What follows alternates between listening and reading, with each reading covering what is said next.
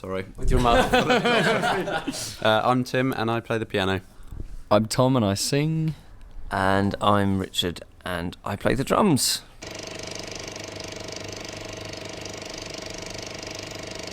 How are you doing, guys?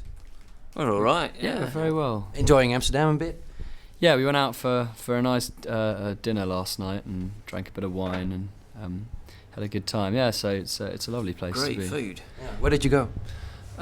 You know what? You got a card.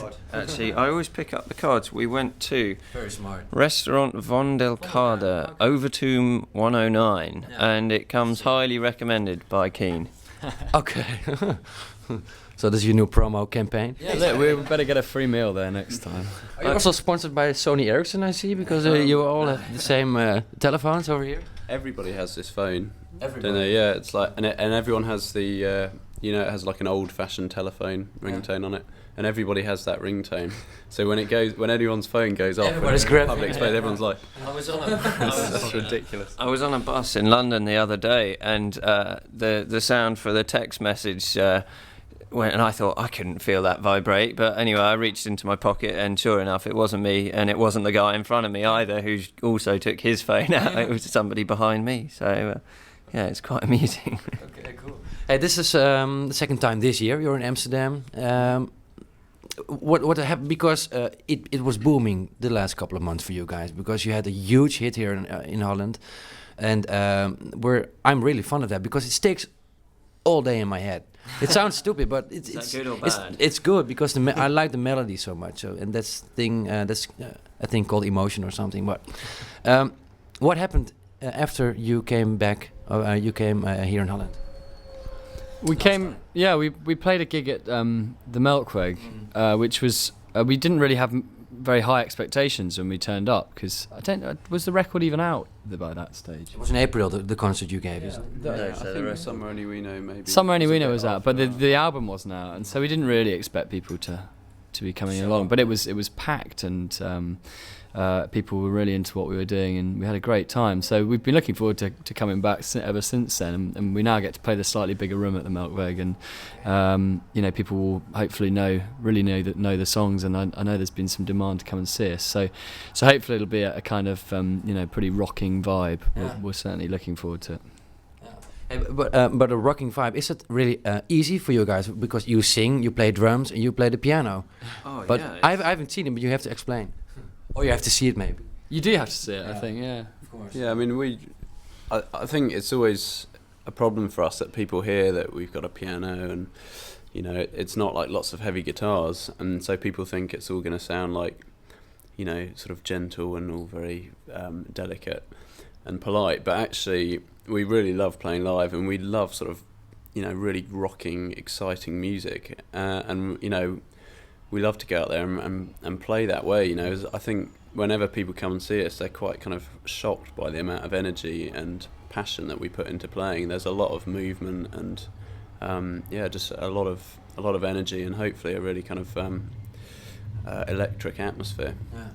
Did the band start off like that energy in the rehearsal room or something? I don't know. I think we basically since we finished the record, all we've been doing is playing gigs, and I think we just sort of, the more you do it, the more comfortable you become. Doing what you just get, I don't know, better at it, I suppose, and we just, I don't know, it's kind of developed really. I think compared to the last time we were here, I think we. I don't know. We've basically just been playing every night since we were here last, and You know the songs by heart, and then it's automatic pilot.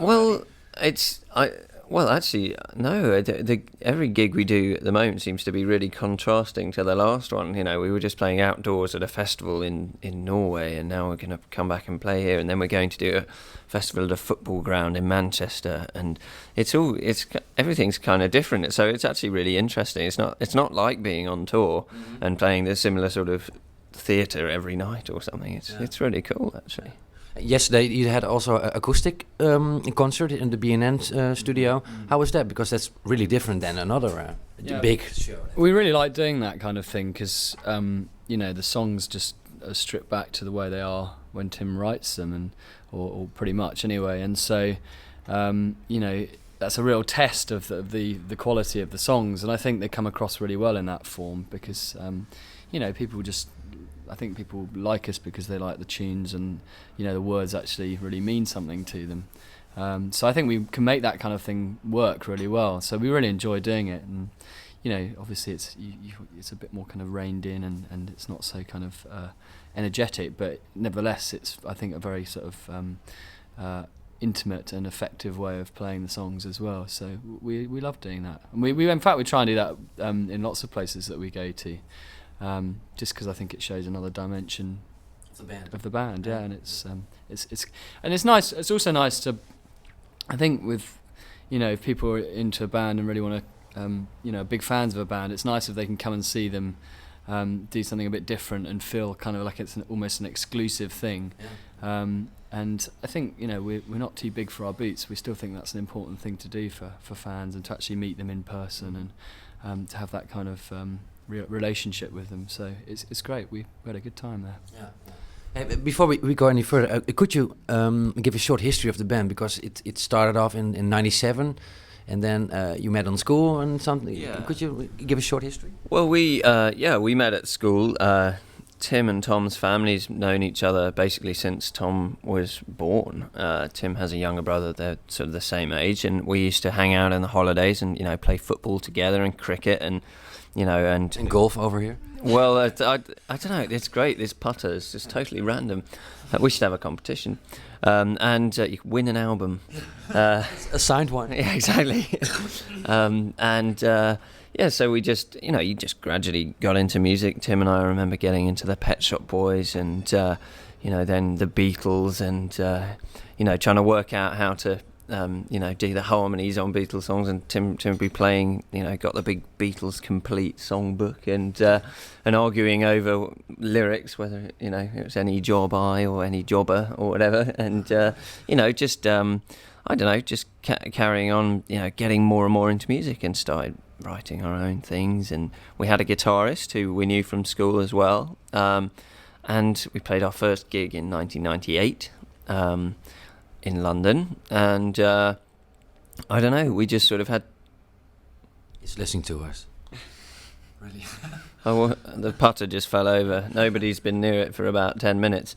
And yeah, we just, we just started to learn from our mistakes, really. We're from this little town called Battle, which there isn't really a music scene. There aren't other bands, and so we had to kind of do everything ourselves. And I remember getting in the car and driving over to Eastbourne to get my drums, and sort of doing everything sort of on your own. And it was just a case of learning as we went along by listening to other bands, basically. Yeah. So and and then you were picked up by Simon Williams, isn't it? Mm-hmm. How did the story go?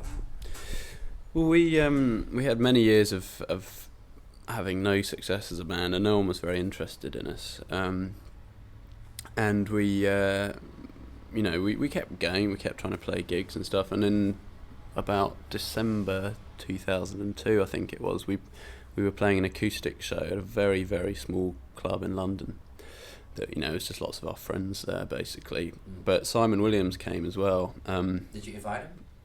I really don't know. No, I guess you didn't know. We had some demos and stuff that we were sending around, and he's one of those people who always has his kind of finger on the pulse, and he knows what's going on, and he's a really good guy. And anyway, he came down, and he was very excited about it and said, "Do you want to put out a single?" And of course, we really wanted to put out a single because we desperately wanted to get a CD made and maybe get a song on the radio or something, and just feel like we were a proper band. And once that happened, things just started happening really quickly for us, and everything went really well. Yeah.